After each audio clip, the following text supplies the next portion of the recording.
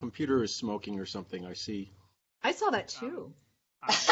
Willows are smoking. Yeah, Daniel's That's on him. fire now. He's just He's- like I'm literally. smudging. Call the fire department. Right. Daniel's smoking hot. He's What can on I say? fire.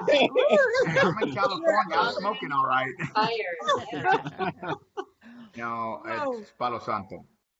Yeah, I'm clearing the energy with Palo Santo. Right.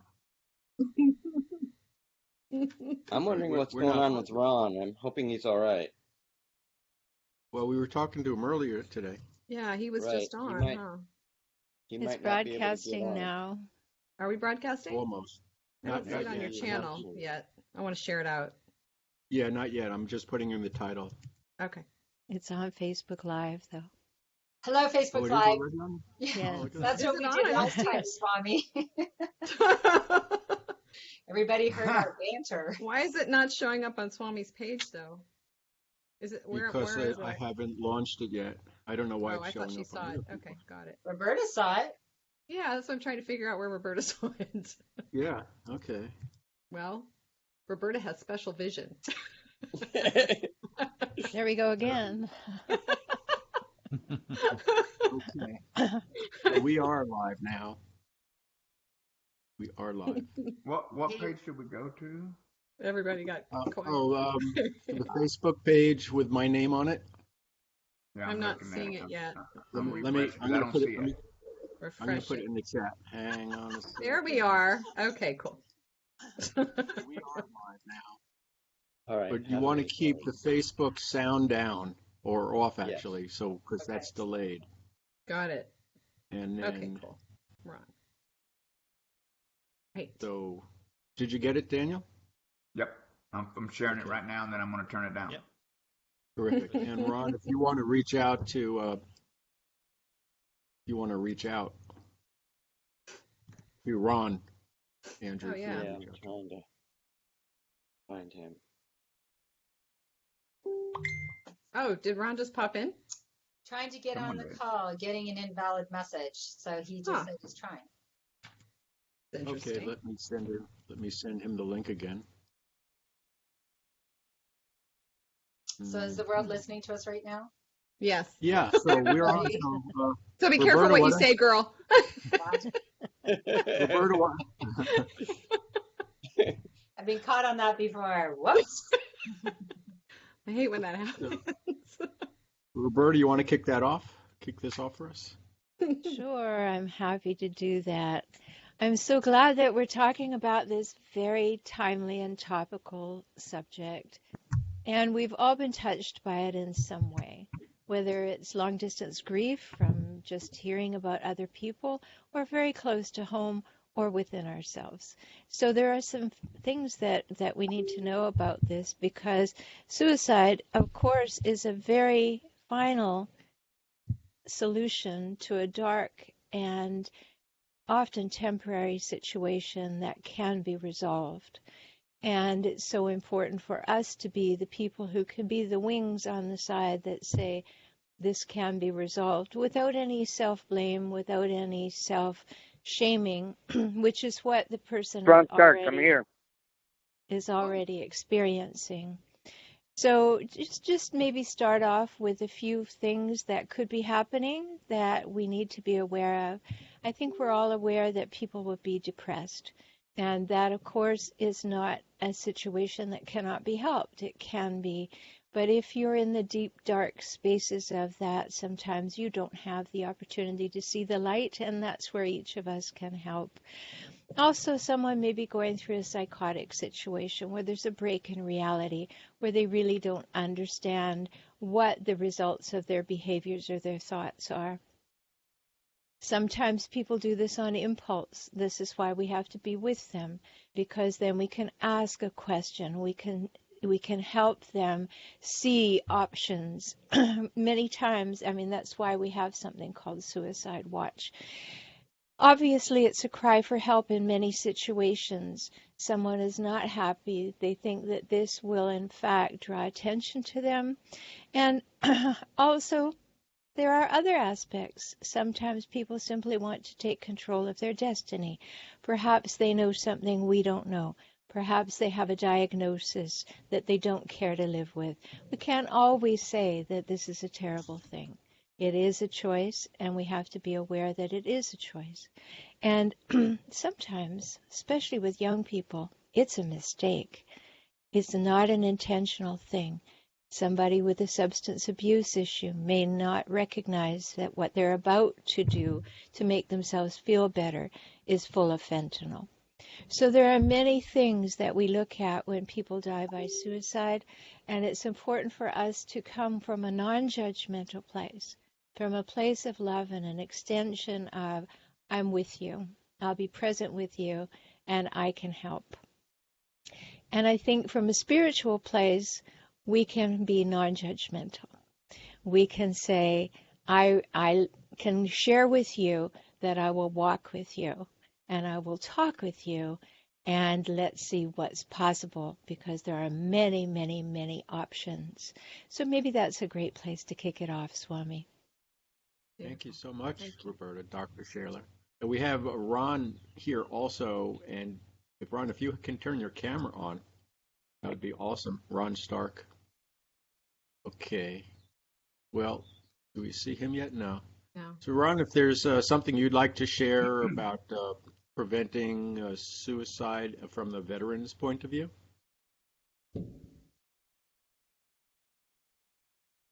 Hello, Ron. Did we lose him? See, he says he's here with us, but No, it's just going back to audio only. Sorry. okay, yeah. So, what would you like to share? What can help folks, particularly from a veterans' families, veterans and their families? Well, one of the things, I have to, I appreciate the previous speaker talking about the spiritual problem and the spiritual connection. Moving to Zero started with a deep, dark spiritual need, looking at suicide and thinking about it daily, and from an actual, I guess, a peer of depression. So from my own shared experience, it came out of that, and it was no coincidence. I believe it started out as moving 22 to 0, and then I realized along the way, what happens if it's 20 then 0? What happens if it goes up to 30 a day? As right now we don't know exactly what it is, but what I found is that 0 is the target. And if you go to the website, you'll see a compass rose, which is meaningful to just about anyone in any situation.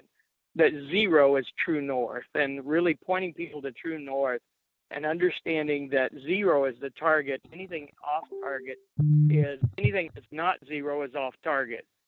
So, I did a lot of reading around that and realized that Christ was tempted with ending his life on a high pinnacle by the devil, and he did not succumb to that temptation, and that I didn't have to succumb to that temptation either.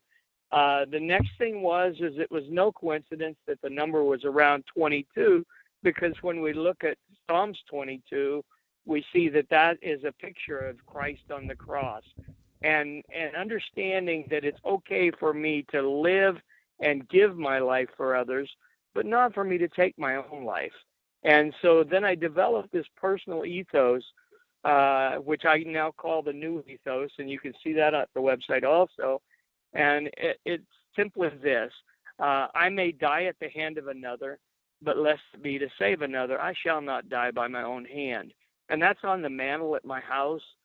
It's in my briefcase as I'm walking around, and I'm constantly doing that. And I realize again that this is an ethos that could be put in place for veterans at the very earliest days of their military experience. So we teach ethos and sayings and along the way through the military career that keep us alive. But what about something that'll keep us alive after the career? And understanding that this may be something that happens after the career in the military. And so to have that ethos deeply embedded as a guide or a reset button to always default back on that, okay, it's tough, it's dark, it's a dreary cave, but I may live long enough to save someone else, and that's really the goal of moving to zero. Thank you, Ron. And Ron, I didn't introduce him, I believe he's the president of the San Diego Veterans Coalition. Is that correct? Yes, that's correct. And then in the San Diego Veterans Coalition, about 150 organizations that are serving veterans and families across San Diego County. And then also CEO and founder of Moving to Zero. All right. Folks who are listening, we have a lot of listeners. Ask your questions, share your stories, share your comments. That's what this is for, to help all of you out there. Anybody, feel free to just step in and share anything. Daniel, maybe. Oh, wow. This whole thing kind of came together when I put out a video on my feelings about the two celebrities that had died recently. And it really hit home for me because I've struggled with suicidal tendencies. I actually have tried to commit suicide more than once in my 20s and 30s. And, I understand that desperation. And I guess that video was just, when you're a personality, people think you don't have problems. They think that, people do see me happy all the time. That's just what I put out. I'm happy all the time. But they don't know when the camera's off that that's not always how I feel. I even know how to put on a happy face. And then, turn off the video and then deal with whatever things I need to deal with. And I think that if there's anything that I can say,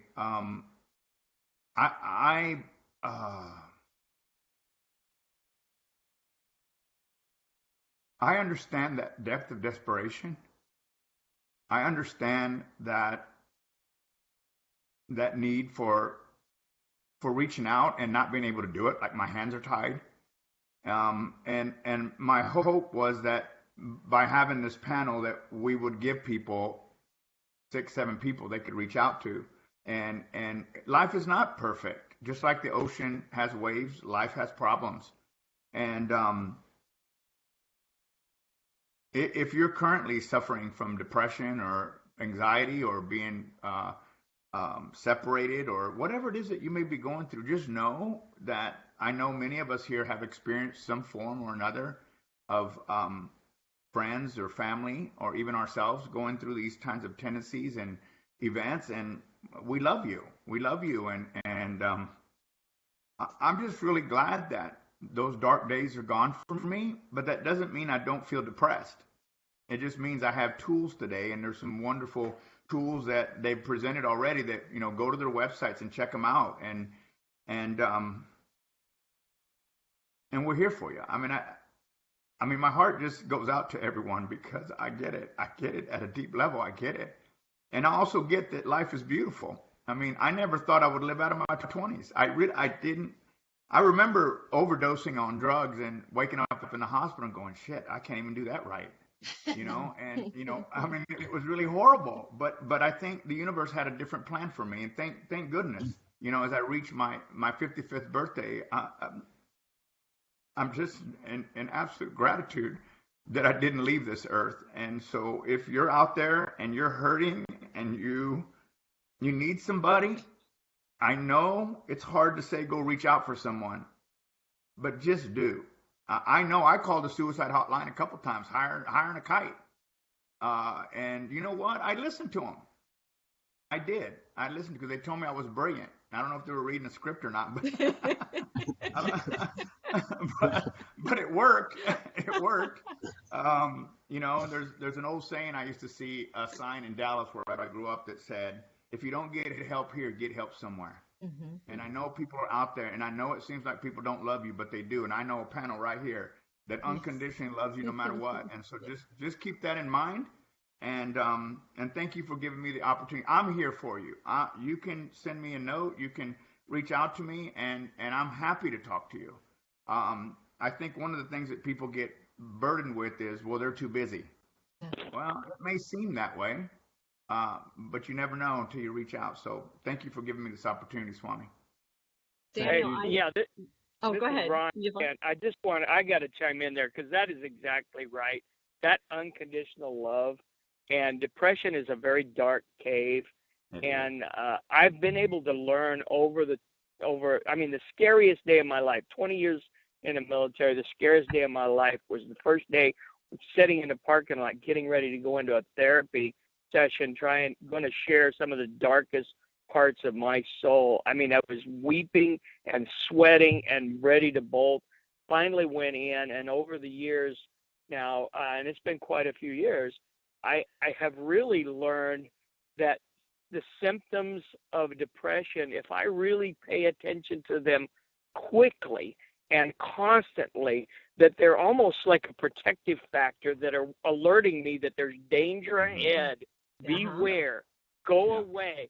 Go find help. Get moving. Go do something. And if and you're right. I mean, I don't know that I have a clinical approach to suicide when somebody reaches out to me, because I typically someone will. I got one from a caller from Mexico.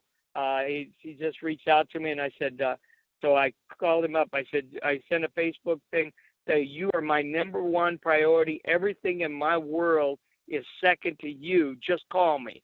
And all of a sudden realizing that there's somebody that cares and that will take the time and put their life and everything else on hold for them. And then they call, and I'm like, okay, so I hear, you say you're thinking about suicide. I just go right to the nut, and start wrenching on that thing. And they say, yeah, I really am. I'm really dark, and the demons are coming in. I says, well, let me ask you this. I says, how are you planning to do it? And they'll tell me. One veteran told me, he said, well, I want to take a gun and blow my brains out. I said, do you have a gun? And he says, what business is it of yours? And I said to him, I says, if you're gonna take your life on the phone with me, I need to be able to prepare for that, because I'm gonna have to live with that the rest of my life. And then all of a sudden they turn and they'll say, no, I wouldn't do that to you. So you've got someone in the depths of depression, on the edge of suicide, thinking about another human, and that's the tipping point right there. And what ends up happening now is they keep communicating with me, and they'll send me a message, hey, and if they don't reach out in a few days, I say, hey, are you still alive? Just checking in on you. And they'll say, yeah, I am. And I've got veterans now doing that for other veterans, having veterans checking in with them, because you are the trusted source that they reached out to you. So you have the lifeline that can bring somebody into the ship and get out of those drowning waters. Love that. Yeah. Boy, I'd just like to kick in. Daniel, first of all, when I saw your Facebook Live, I want to thank you for your transparency and your vulnerability and being so real. You touched my heart in such an amazing way. And you actually brought things up for me, because I had someone very close to me try to commit suicide. I tried one time myself because I was in a very abusive, toxic relationship. I was in the depths of despair, so I understand that. And I go back to that space, and there's such a stigma around it. It's like there's something wrong with me, but there's nothing wrong with any of you. You're human. We all have human moments. There's no shame. There's a society out there that's telling us, that we have to achieve and be successful, and all these things have to happen, and we feel so less than, we feel so small, like we're not accomplishing that, and we're not significant. But you matter. Every single person on this planet matters. Every single one. And I think the biggest lesson for me was that when those things were happening to me, I was being judged by people at my church. I was being, moved away. People didn't know what to say, so they moved away from me, and I was alone. I was very much alone. It was so dark. And what I really realized was when the person close to me, I was very unconscious back then because I was being abused myself. But what really came home for me today, the message I want to, first of all, yes, all of you out there are loved. You are so loved. And reach out, surrender, and allow yourself to be held by people who love you and see you and want to be there for you. That's a huge message. But also, for those of you who are reaching out and helping, and they're there to serve other people who are going through this experience, the biggest thing that I can feel into is that I wasn't present back then. And several of you have brought it up. So many of us, again, I was talking to Yvonne about this when we first came on, we don't know what to say. We don't know what to do. We're so uncomfortable. So we just move away from people. We walk away, not because we don't care. We just don't know what to do. And the thing is that we all feel that. And Yvonne said something I loved. It was so significant. She said, just say, I'm uncomfortable. I don't know what to say. I don't know what to do, but I'm here for you. Be present. More than anything else, people need your presence. They need you to be with them fully, listen to them. And, obviously, if you're in a toxic situation, please get help to leave that situation. It's not serving you or anybody else. But the biggest thing, again, if somebody would have shown up present for me, and thank God that the divine had other plans for me as well, because I struggle with depression. It's a family history. I may not be here. So really reach out, be present to people, be available, like Ron said, show up, check in. Don't just make it a one-time thing. Be committed to another human's life and, and listen. And that's one of the biggest things that I want to share with you guys. But again, I do want to express that you matter and you deserve love and you deserve to be held. And we all have down moments. So when somebody reaches out or you reach out, just reach out to anybody. Reach out. Don't be ashamed of it. You deserve it. We love you so much. And we're all here for you. We really are. Like Daniel said, reach out to any of us, truly. So, thank you. I'm just happy that both of you, Daniel and Lisa, have your light here because now I have a reason to have sunglasses. So keep bringing that light to the world. Thank you, Robert. And mine is, I've spoken for the American Foundation for Suicide Prevention at 2 of their walks, and I was also a keynote speaker. And they put up these quilts of everyone who was lost to suicide. And what struck me as I walked past these quilts and the people holding pictures or having the picture of their loved one on their shirt was how incredibly beautiful all these people were and are. And I thought, how did they extinguish this beautiful light and not see what they have in them? So mine is to look at that darkness and how to shed light. And when you add light together, it gets brighter. If you add darkness together, nothing changes. The only thing that changes darkness is light, and it defeats it. So having a simple smile, something to share, something to have gratitude for. And the other is, Daniel, you pointed out, when you're on that slippery slope and you're going in that reverse climb, and I've done this. I've walked into the Grand Canyon and I did not have enough supplies on me. I got to this sign, midway through thinking I'm fine. I'm walking into a desert. I'm getting dehydrated. I don't even realize it. And this sign came up. It said, if you choose to pass this sign and you don't have 4 liters of water on your person, we will not be able to rescue you or recover your body. The U.S. Park and Rec Service, and somebody scratched a smiley face and said, have a nice day. And I thought, as I passed this sign without enough supplies, I went another 45 minutes, and then I decided to turn around. And, oh, my God, it was like 8 hours of climbing stairs to get out of there. And as I got out of there, I thought about all the people who had died on that trail. There were people that literally dehydrated to death on the trail, who didn't ask for help and say, I was stupid, I didn't bring enough water, or the people that passed them and said, hey, you're not looking that good. So, Lisa, you brought up the point when you reach out. And I'm a martial artist, so I go in, we have to approach pain because that's the way that you go through it. And when somebody is in pain next to you, we retract. That's the human nature. That's your body. It says, get away from the pain. But that's the exact opposite you need to do. To get rid of the pain is to go through it and into it. And sometimes it's just reaching out with that simple smile, a gesture, a kind word can change someone's mind and save their life. And it's worth saving. All of your lives are out there, and that's the beauty of this. And yeah, we've all struggled with that. I have a great friend of mine, this beautiful light, and I've known her since she was born. She was a valedictorian of her school. She went on to become, got 100 on the law exam. 100. This is how brilliant she is. Never heard her say a negative word about anyone. And she suffered from postpartum psychosis, not depression, psychosis.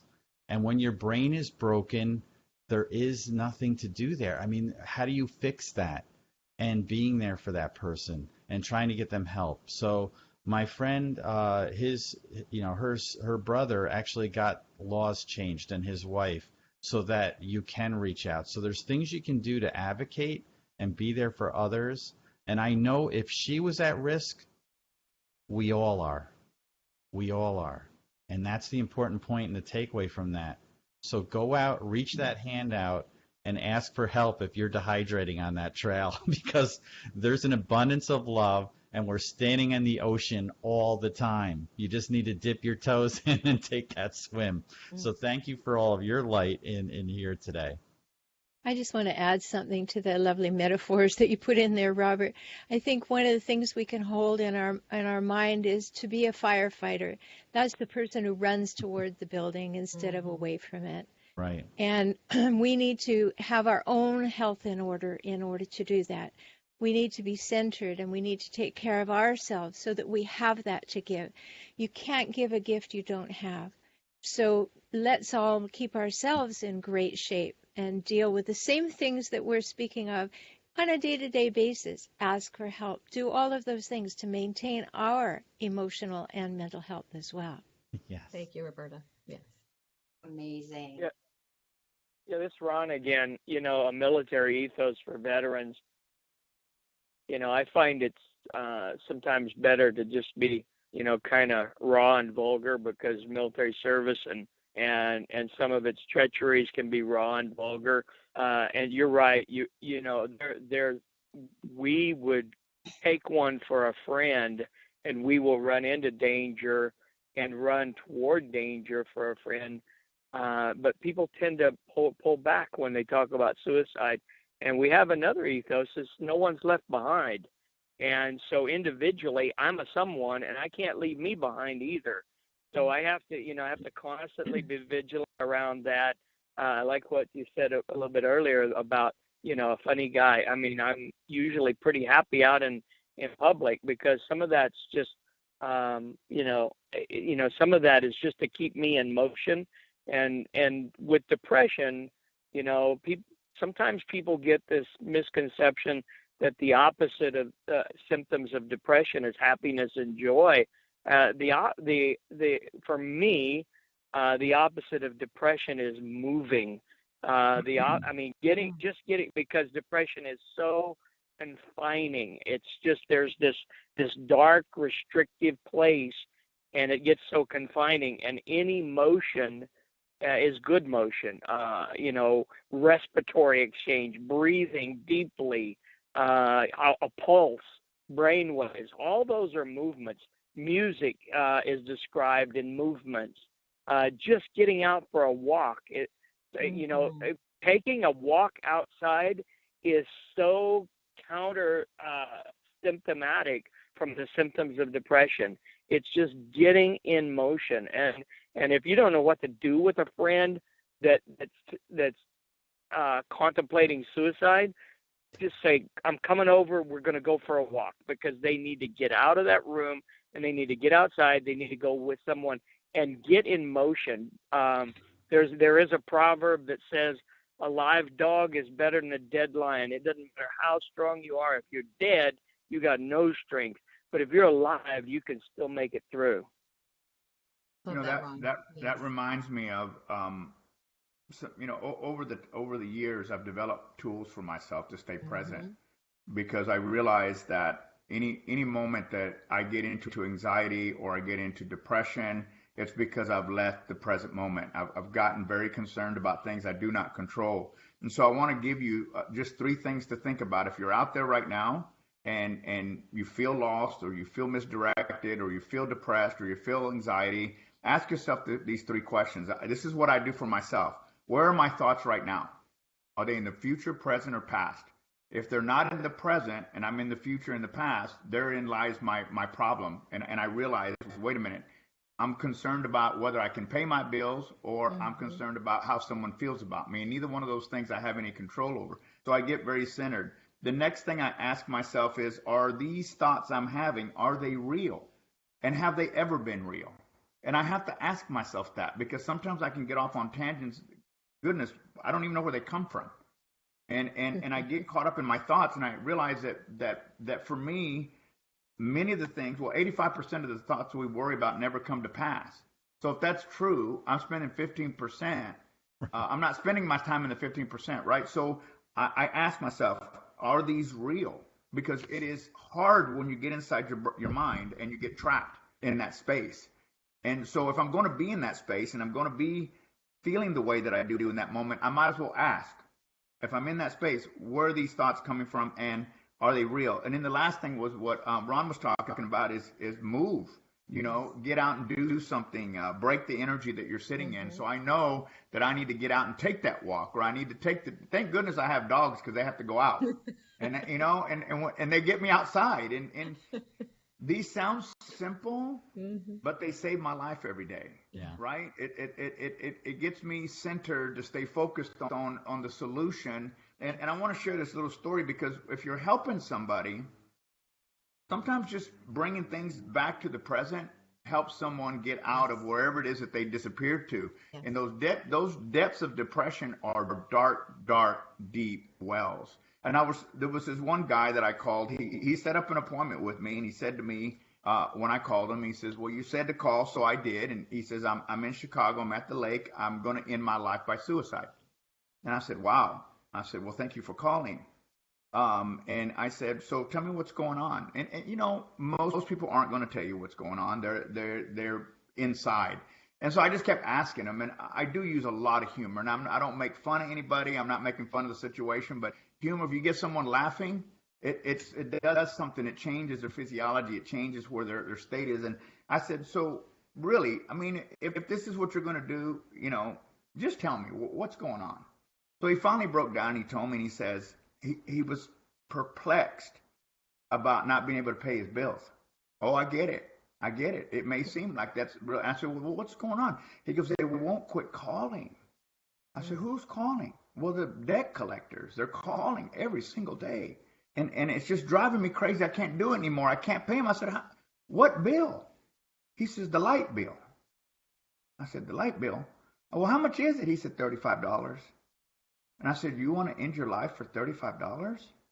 And I said, hey, I got an idea. And he says, what? Why don't you unplug the phone? He says, I never thought of that. I said, unplug the phone. They won't call anymore. I promise you. It won't work. So he starts laughing, right? I said, I mean, really, $35? I said, let me tell you something else. I never saw a company go out of business because you didn't pay them $35. Yeah. As a matter of fact, it's probably going to go to collector. Collector's going to send it to another collector. And if you don't have a phone, they're never going to call you. I'm not saying don't pay your bills, but damn it, don't end your life over this. Yes.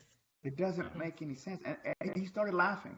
And at the end of the call, he really realized in that situation, I'm saying that this works but sometimes they just need to know somebody cares. And for me, humor is a way I usually try to get people out of those spaces.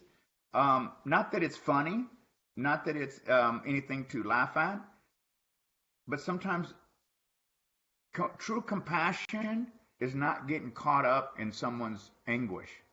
True compassion is being able to be with them without taking that on and giving them the one thing. And I'm clear that this is the reason why people choose that route. They want love. Yes. They want love, and they have no freaking idea how to get love. Yeah. And we have to be able to be that person. So if you're the person that's on the other side, ask yourself those questions. And if you're the person on the other side helping, remember to have compassion by just giving them love. Sometimes just being there, right, Roberta? I mean, you said something, just being there is enough. And I know for me, I didn't have people that came for me. Nobody was ever there. I'm just really blessed that I didn't go anywhere. I was alone. And that's why it's important. I think Ron was saying is you got to take the initiative and go get them. If you really care, then that's the kind of caring we need to have for each other. We can't keep texting. I was texting my friend who hung herself last year. I never heard back. And I thought, well, it's life, right? Today we text, we don't text. No, that was the last text that I got. And I didn't even know that it had happened until I was in the grocery store. And someone said, hey, did you know that so-and-so died? And I said, what? And I said, when? And I went back to my text, and it was that last text that I sent to her. And we can't be that damn busy. We have to stop if we care. And I know we all live in a very busy world where we're texting and stuff, but love somebody enough to put the phone down. Love somebody enough to get up and go to them. Love somebody enough to go give them a hug. Personal connection. Love somebody enough to connect with them. Go take them out. Yes. And you know what? That may be enough. So I'll get off my soapbox. I'm sorry. Love that. Mindset shifts, personal connection. Yes. There's ways to help this thing. It doesn't have to be, and this is why we're here today, folks, is we want to get the stigma away. Yeah. It's not that they committed suicide. They died by suicide. It's Robert said, it's not a crime that they did that. And we got to quit calling it that. This is death by suicide. You don't say someone committed cancer. You don't say someone committed a car accident. No, they died by car accident. They died of cancer. And we give them all the empathy and sympathy in the world. We need to do the same thing for these people that are suffering. Because for them, they're still here. And we have one shot at it. Thank you, Daniel. Yes. Yvonne, you have some solutions that you practice with clients. What are they? Well, I'll just ask a question first, and I'll ask, I don't know what to do. I don't know what to say. This is so awkward and uncomfortable. Just raise your hand if you've ever said these things or felt this way when someone was grieving, facing one of life's challenges, or in a crisis. And when someone is grieving, and I talk about grief is divorce, diagnosis, job loss, mental health issue, yes, facing end of life. For some people, the end of a relationship. They just cannot bear the pain, and they feel like their life is not worth living. And I believe that our job, we are very compassionate people, but when we don't know what to do, we don't know what to say, we avoid. Yes. And I feel like the solution is, when we don't know what to do and we don't know what to say, there are 3 words: just show up. Yes. Just show up. And of course, if you can just show up in person, wonderful. But if you can't, hug, text, email, call, sit silently. Be willing to say, I don't know what to do, but I'm here. Be willing to sit in the mud with someone and the discomfort, not knowing how to fix it. It's always better to do or say something than to do or say nothing. Mm-hmm. And if the problem is greater than that, reach out for help. Yes. I was a nurse for 27 years. My husband is a paramedic. And in situations where I had a friend who was saying, I'm going to end my life, I called mental health and the suicide, and I said, help, I need help. My friend is saying this. What do I do? When my son went down a dangerous road of addiction, and I thought that someday I would get that call, I called Addiction Outreach, and I said, oh, is that for me? I said, help me. I don't know what to do. I don't know what to say. My son is going down this path. Help me, please.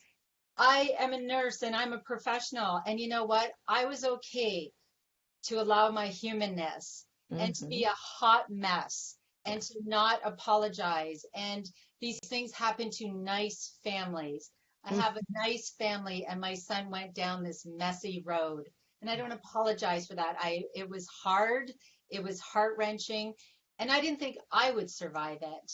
So I learned 3 things: that we need to show up for ourselves first, because the wonderful news for anyone is that we are responsible for our own happiness, but we can reach out to others also. There's always someone out there that cares. But we have value, and we matter, as Lisa said, because we exist.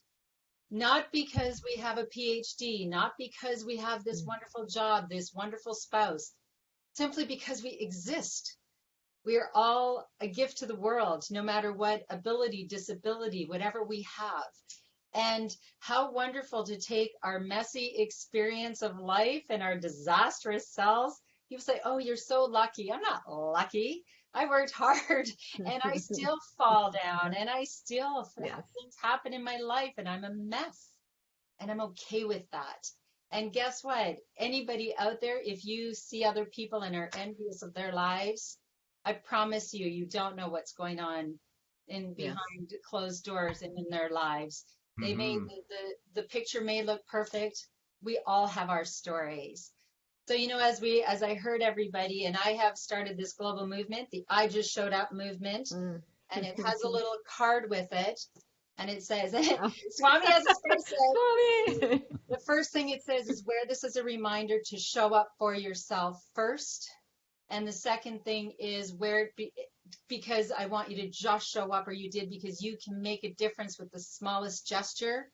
And if somebody just showed up for you, give them a bracelet to say thank you. And anybody that's listening today, if you would like to send me a private message, I would be happy to send you a bracelet. Beautiful. Show up for yourself first, and we are all each other's responsibility. If you see something, do or say something, and just show up. Thank you, Yvonne. I think an important part of what you said, Yvonne, is that many of us don't realize and recognize at dark times that we have the right to take up space and draw breath. Yes. Yes. And it's so important for us to help someone understand that. And for what Daniel was saying, if you could get someone to speak it, then they hear it from the outside of themselves, and that $35 all of a sudden made sense. Yes. But while it was ruminating and running around inside, ain't it awful, I can't do this, I'm a terrible person because I don't have $35, it just was in a downward spiral. But when you can help someone give voice to what's going on, then it gets outside themselves. They can laugh at the $35, and maybe if they're not ready to laugh, they can see the sense that maybe $35 is not a good price tag for a life. So it's important for us all to allow ourselves to have, there are 7 inalienable rights that we have, and the most basic is that we deserve to take up space and draw breath. We have the right to exist. And if anybody is feeling that they don't, remind yourself that, do you know how unlikely it was that you got into this world? Just think of 1 egg and 100 million sperm, and you're it. So you're here. I just see all this light being shed on this conversation because each of these are big truths. You know, they're huge truths to change perception and mindset so that people get the truth of what's really going on. It's so beautiful. Thank you so much. That's just, there's so much light here. Yeah. Andrew, how about you? What are you here to share about? Based on what everybody said, the first thing I want to share is Wayne Dyer, based on what you were saying, Lisa, and actually everybody. Wayne Dyer mentioned that if you have a puzzle that's all laid out and complete, you take one piece out, where do your eyes go? And that's huge because people don't realize. The veterans, we come back and we're dealing with issues and we think we're a burden and we think we're a problem. We think we're a challenge. And the conversations we have are verified with those that share that. And so we just kind of turn around. I'm talking we as many of us. We just turn around and disappear. And what happens afterwards is not presented that, oh my God, where'd they go? What happened? So, like we all are saying, we care about everyone. Everyone has a place in this purpose, in this global plan, and one piece disappears, we see that immediately. And it affects all of us. Every time there's a suicide, everybody is in shock. And that's what we have to be aware of. We have to change this concept. It's not a solution. You know, I was fortunate at age 3 to have an angel visit me and share visions of strength. And as my life progressed and I faced all these challenges, I moved into high school, as with many high school students now. We don't fit in. We don't belong. People don't know us.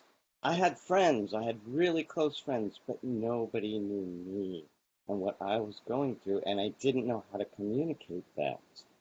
And I was a runner, so I would go for a run in the middle of the night. I would sneak out of the house. I would go for a run thinking of ways that I could just end it because I didn't fit into this whatever it was. And the angels, as crazy as they are, shared humor as a response or viewpoints of others. They knew how to push my buttons and shift my focus to stop being so one-sided from my viewpoint and look at it from others. And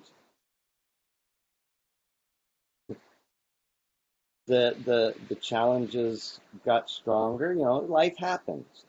I actually joined the military at age 34 to take a break. I went in to play the piano and be in the band because I thought, hey, why not? I'm not doing what my visions are showing me. I need to take a break. I got injured. I had to shift into finance and accounting. More stuff happened. And then after I got out, you know, with 9/11 and all these other things happening, I was facing, which I didn't know for another decade, severe sleep apnea. So for 10 years plus, I'm waking up with death in my mind. I'm trying to tell people, well, are you suicidal? No, I'm not suicidal because that ship has sailed. I want to live. I know my purpose. I know my plan, and that's the key. What is your purpose? What is your plan? Reconnect with that, because that's the strength that'll keep you going. If you have a purpose, if you have a plan, why would you disappear? And once I recognized that it was sleep apnea, I was able to move through it. But even still, I had to turn around and face that darkness. As I think it was you, Robert, was saying, you know, I'm a martial artist as well. And I just got to a point where it's like, I've had it. I'm spiritually strong. I've had it with fighting this darkness. I turned around and I said, bring it on. And I faced it for 2 years. Love it. And I tried to bring humor in it with my friends, because what we don't realize is darkness. The sun goes down. Do we all go, oh my gosh, I've got to be depressed in this and that and the other? Or, you know, do we look at the stars and the moon and the beauty of the darkness? And that was something in those, I'm starting to cry. And those dark, dark, dark times, suicide was not an option. So think about that. If suicide's not an option and you're facing this deep, deep, deep darkness, I mean, I couldn't even see suicide, let alone any light. But I had divine, I had God, I had angels, and I kept pushing through because I had purpose. I had vision.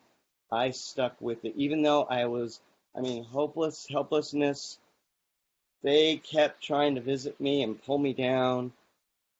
And I looked at them and said, I don't agree. I have this vision, I have this plan, and I am determined to succeed. And now it's happening. I shared with you all earlier, this is my vision, to collaborate, to collectively all get together and share. How can we help each other globally, from celebrities to nobody to nobody? Help each other back on their purpose so we can all thrive, not survive on this planet. Thanks. I think I've said Okay. more. Beautiful. Thank you. Thank you so much. So we have about 12 minutes left. I would just want to say there's a lot of great comments in the chat room. Mark Green, who is a vet and does help the vets, he's put a lot of information in there as well, so do check that out. And a lot of people are saying some lovely things and validating and loving the things you all are saying. So all of our guests, our hosts, I invite you to go back and see how the people are responding to you. I would like to share, coming off of what Andrew said, and all of you talking about the wonderful things like just ask for help. And Andrew started to allude to, and all of you have said to some degree or another, remember to ask for your angels and God. Ask them for help too, because they do bring us joy in the most unlikely moments of our lives, of our darkness. And they the joy, you just, and then look for it. Ask for help and look for the miracle, look for the answer. And if you start looking for the miracle, if you start looking for the light, you just shifted your mind from looking for the way out to the way in. And that's, to me, is where we start to thrive, as Andrew said, when we bring our spiritual guides in, our angels, our gods, and our friends, our humans, our pets. Life becomes pretty good, even in a blink of an eye. Yeah, this is Ron. I'd like to comment to that. Is like what I find is when, and I hear when the student is ready, the teacher shows up. We just need to kind of get ready for that. And I haven't heard it said on here, but I've heard it said in the communities, the thing called a successful suicide. There's not a successful suicide. There's completed suicides. There's death by suicide, but it is never a success. And it's one of those things that suicide, I really don't know that you can recover from. Even the people who are the survivors, the family of someone who takes their life, or the person, there's just no coming back from that. But one of the things is that, and I saw a post not long ago, it says suicide doesn't end the pain, it just transfers it to the people that say I love you and that will be crying at your funeral. And so, really understand that once we start looking at others, it gets us out of our deep, dark self, and then we live by mission. As a veteran, I'm not someone who's never been in the military. I'm not in the military, so I'm this something in between. And Andrew says, well, who am I and what am I and what's my purpose? Well, those who've served in the military, once they get out, they're in this like between two countries or two worlds even, and people need to understand that identity. There's some identity crisis going on there, and then that we need to really, as veterans, start to establish a new mission.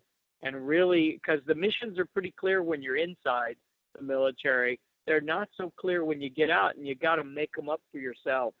So just stay on mission, stay on movement. Beautiful. Yeah, and one of the groups that you just brought up are the people that have lost someone to suicide, and that group, and who are grieving. And when I spoke, there were just so many people out in the audience, for the American Foundation for Suicide Prevention. And what you have to understand is, letting or releasing that grief is not letting go of that loved one. It creates room in your heart for the love that you have for them. And you have to use that love to share with others, because they didn't do this to necessarily hurt you. They were in tremendous pain. And from this group, that's what I learned.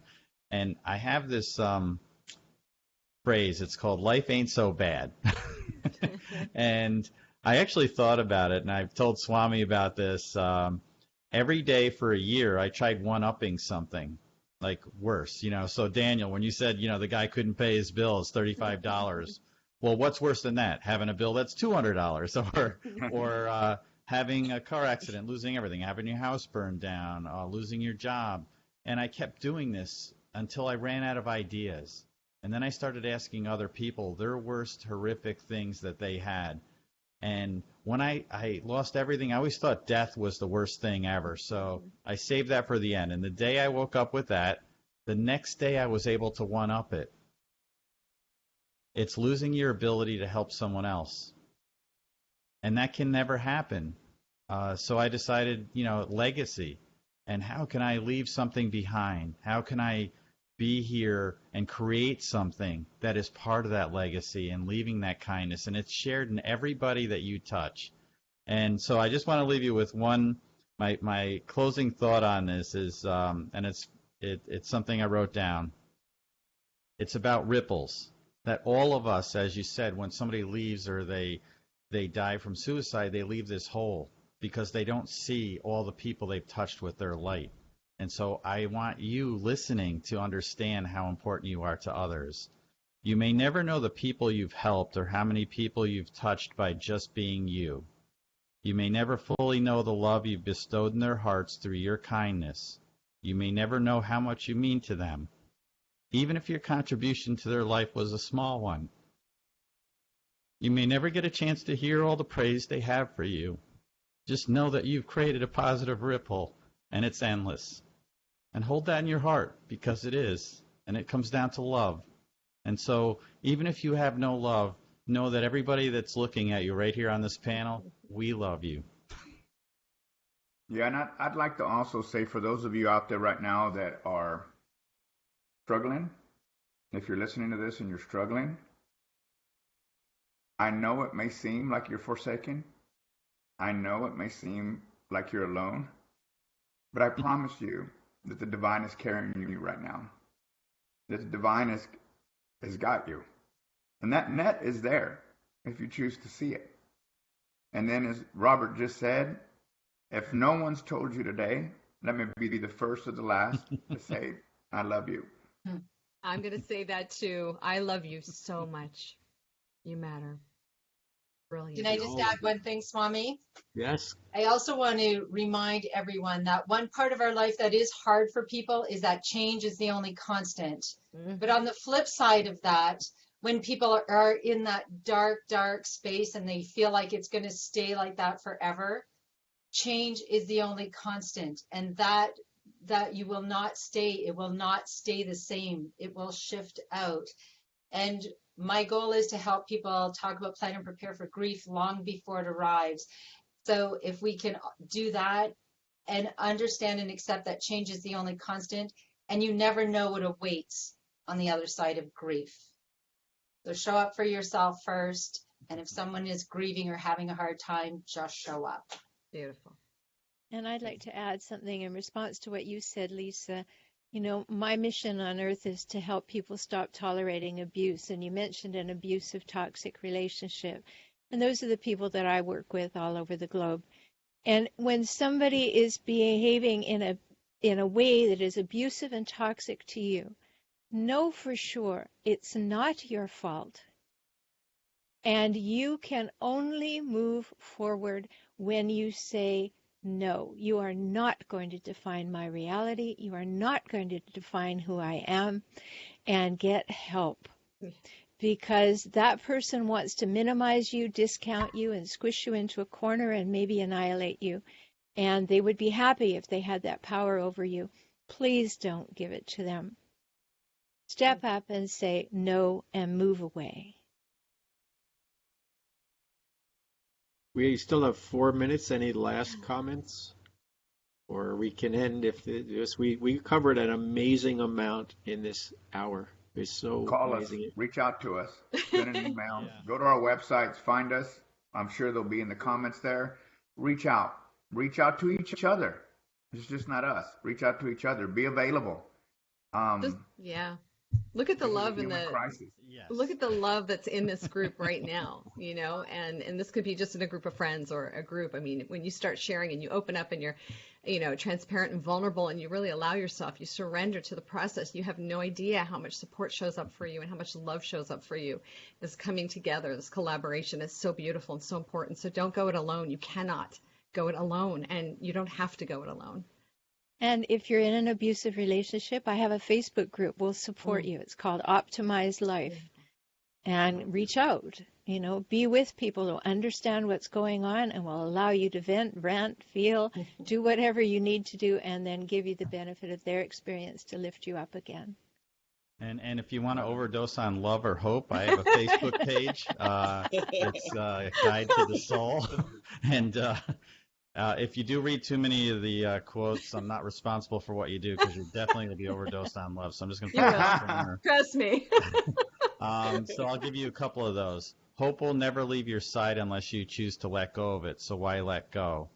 At times, life may seem like an uphill battle, but when you stop and look back, you'll see that you've scaled a mountain of hope, and love's rope is always there in your hands as long as you choose to hold on to it. You know, you may feel like a stormy mess, but instead of running to hide in a dark shelter, just become part of the dance in those raindrops and allow yourself to be the water. That's And also, lovely. your tears Yeah. will go away in that. So know that, I find that if you cry in the rain, know that those drops are touching someone else too. Mm, Right on. beautiful. I love you, Robert. You're so cute. I know. I love all of you, I actually. love all of you. Oh my God. Robbie, Thank you. I'm so grateful. And look, you just put Yeah. this out there and look at everybody that came together because we Yeah. care so much. So many comments here, and thanks to Daniel for really starting Yes. this off by being Yes. so vulnerable with his Facebook. And Lisa's another one who does very vulnerable live Facebooks. And so kudos to their living examples, they're living mentors for us to all be more vulnerable live in real time. So thank you all for being here. Ron, thank you. And Yeah. the website for the veterans is what? It's sdvetscoalition.org. Okay. And then, thank you for the opportunity to reach out like this. My numbers are posted everywhere. I was told it was on here. Send me a text if you know somebody needs somebody to reach out and you don't know how to. Call the 800 number for the National Suicide Prevention Hotline, because you might be calling and say, I don't know how to help somebody. They can give you some real quick clues on how to get involved, because you might be the buffer between that person and their eternity. Thank you, Ron. All right. Thank you all very much. It's really Love you guys amazing Thank you. how much came Thank through. you. Lots of love, And joy, Love all joy, of you joy too. for everybody. Thank you. Joy, Bye now. joy, joy. Guys, Bye for now. bye now. All right, guys. All right. So we are off Facebook. Thank you all, everybody. Thank you, Stephen. Swami. Okay. Thank you for Thank you, joining us. Daniel. Thank you, Roberta. Blessings. Thank you, Andrew. Blessings. Blessings. Lots. Thanks for everything.